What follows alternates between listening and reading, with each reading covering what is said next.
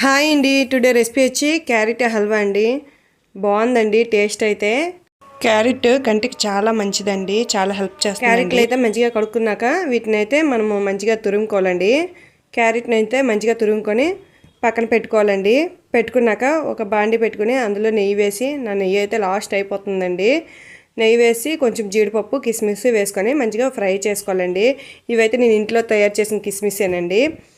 Next carrot కూడా వేసి మనమైతే ఫ్రై చేయాలండి. కాసేపు ఫ్రై అయినాక ఇందులో ఒక కప్పు పాలు అయితే వేసుకోవాలండి. ఒక కప్పు పాలు వేసుకొని ఈ పాలలోనే అయితే క్యారెట్ అయితే మనము ఉడికించుకోవాలండి. మంచిగా ఉడకాలండి. క్యారెట్లో నుంచి చూడండి వాటర్ అయితే వచ్చిందండి. కాస్త చక్కెర వేసి కలుపుకున్నాక మంచిగా ఉడికించుకోవాలండి.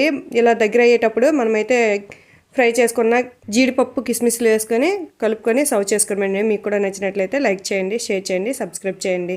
Thank you for watching.